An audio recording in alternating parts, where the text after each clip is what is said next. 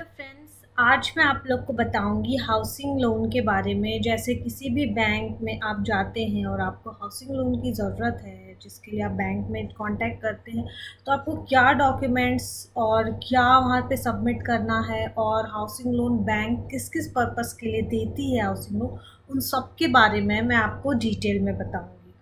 तो सबसे पहले हम इसमें अलग-अलग मैं आपको ब्रीफ में समझाऊँगी कि सबसे पहले इसका पर्पस क्या होता है। हाउसिंग लोन बैंक किसी भी कस्टमर को, बोरोवर को क्यों प्रोवाइड करती है, और इसमें एलिजिबिलिटी क्या है, कितना लोन मिल जाता है इसमें, और कितना हमें खुद का मार्जिन लगाना पड़ता है, और इसके जो भी और भी इसमें जो भी इसके पॉइंट्स हैं मेन, वो मैं आपको इसमें बताऊँगी। तो सबसे पहले हम ये देखते हैं कि मेन किस पर्पस के लिए हाउसिंग लोन प्रोवाइड किया जाता है। बैंक क्यों प्रोवाइड कर रही है हाउसिंग लोन।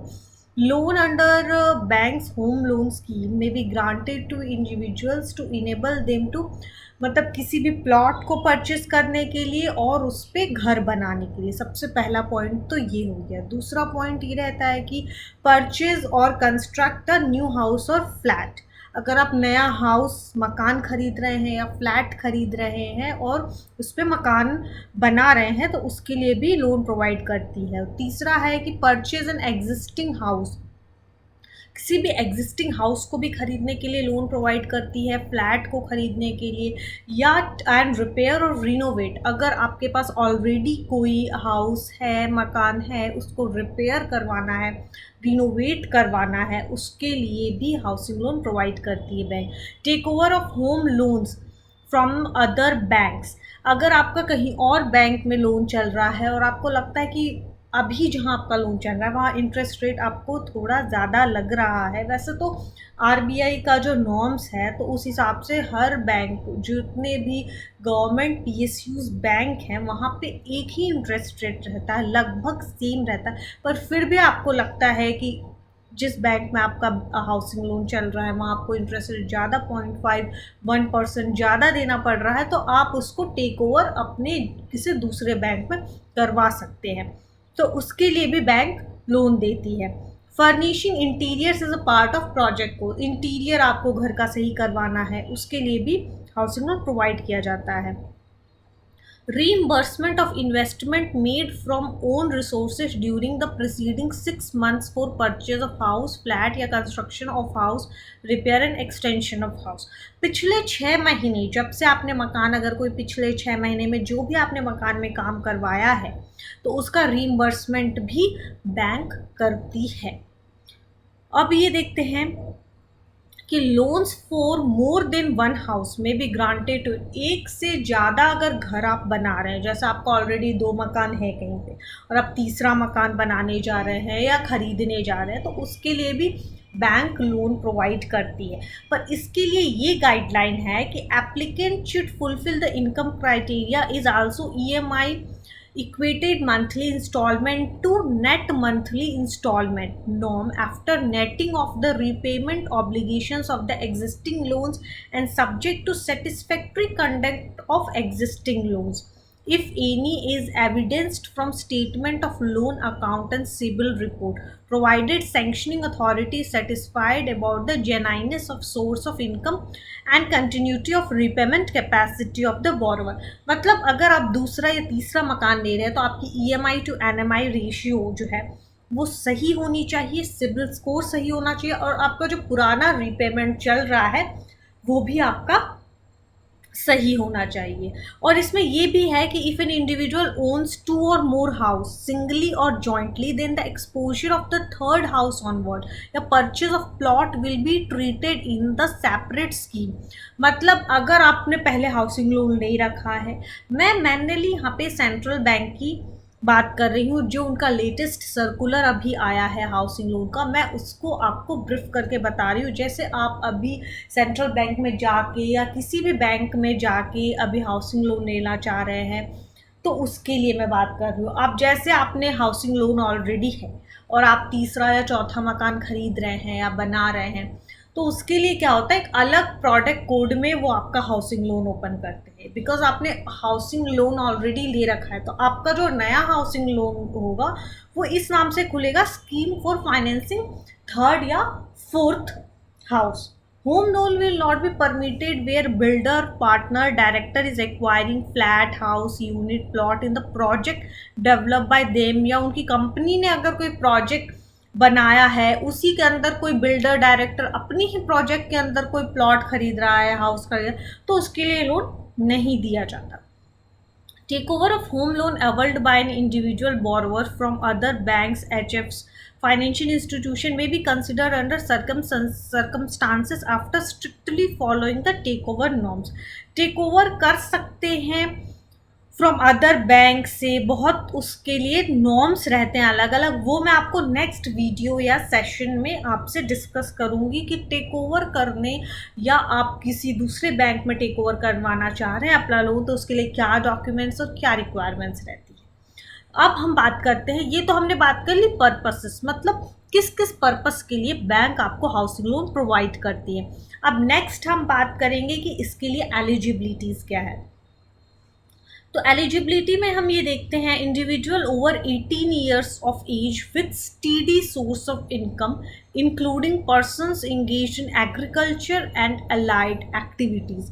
मतलब 18 ईयर या उसके एबव का होना चाहिए एंड उसकी स्टीडी मतलब continuous source of income, permanent source of income होना चाहिए। इसमें वो एग्रीकल्चर और एग्रीकल्चर रिलेटेड एक्टिविटीज़ में जो लोग इंगेज्ड हैं उनको भी हाउसिंग लोन दिया जाता है। In case the property holder is not having independent source of income, the income earning near relative में जॉइन एज को बोरोवर।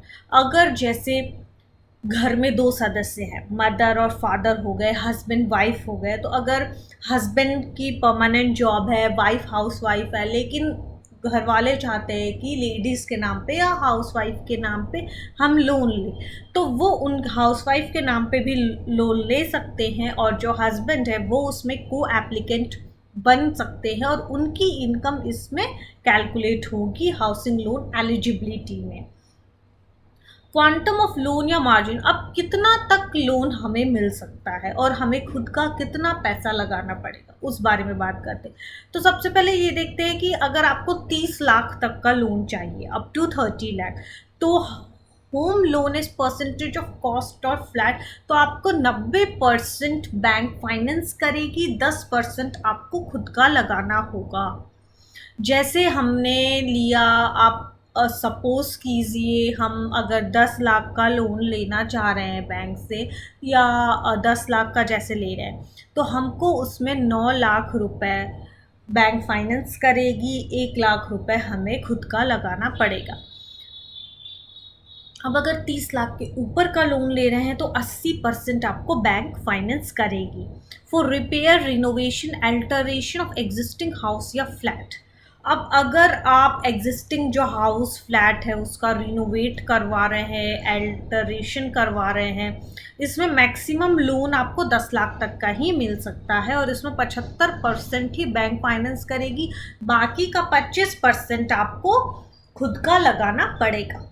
फॉर परचेज, अब इसमें एक और चीज़ है कि for purchase of plot irrespective of amount of loan, भले ही loan कितने का भी हो तो उसे परचेज वाला जो पोर्शन है वो 75% ही बैंक फाइनेंस करेगी, बाकी का आपको लगाना पड़ेगा। इसमें GST component may be included in the total project cost and also for arriving at LTV ratio। GST अगर आप जैसे अब GST आ गया है तो GST हर जगह काउंट होगा और किसी भी रेशियो को कैलकुलेट करने में बैंक अगर कैलकुलेट करेगी तो उसमें वो GST भी इंक्लूड करेगी। Stamp duty, registration and other documentation charges should not be included in the cost of housing property financed so that the effectiveness of LTV norms is not diluted. However, only in cases where the cost of house or dwelling units does not exceed rupees 10 lakh, the stamp duty, registration and other documentation charges may be added in the cost of house or dwelling unit for the purpose of calculating LTV ratio।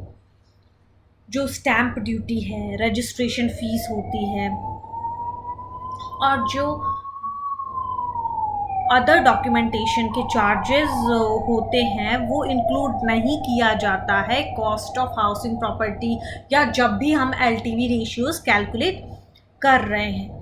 पर अगर housing loan आपका 10 लाख के अंदर है तो आपका ये सब जो चार्जेस हैं, स्टैम्प ड्यूटी, रजिस्ट्रेशन, डॉक्यूमेंटेशन, ये सब उसी के अंदर इंक्लूड बैक कर देती है। Moratorium period may be allowed up to 48 months for under construction property।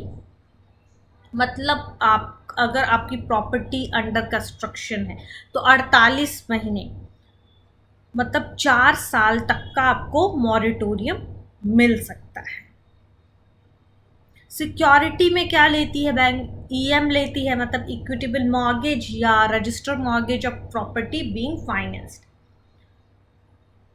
अब हम इसमें मेन पॉइंट्स ये हो गए जो मैंने आपको अभी थोड़ा ब्रीफ में बता दिया है। अब इसमें ये देख सकते हैं हम लोग कि जो सैलरीड कस्टमर्स हैं उनके लिए इसमें क्या क्या डॉक्यूमेंट या एलिजिबिलिटी चाहिए। अगर जो सैलरीड कस्टमर्स हैं तो उनके लिए सबसे पहले तो फॉर्म 60 या जो भी उन्होंने आईटीआर फाइल किया है last 2 years will be obtain for all salaried applicants. However maximum permissible loan amount for all salaried applicants will be calculated based on net monthly income arrived at based on. 2 महीने का ITR तो लगेगा ही इसमें।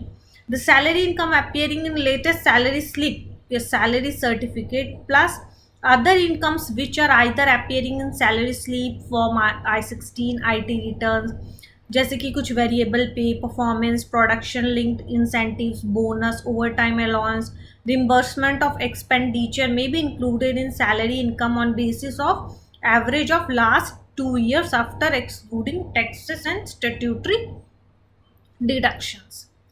In case of salaried person, no deviation should be asked for the break in service for a brief period of up to 3 months during the last 2 years provided the applicants are currently in the service.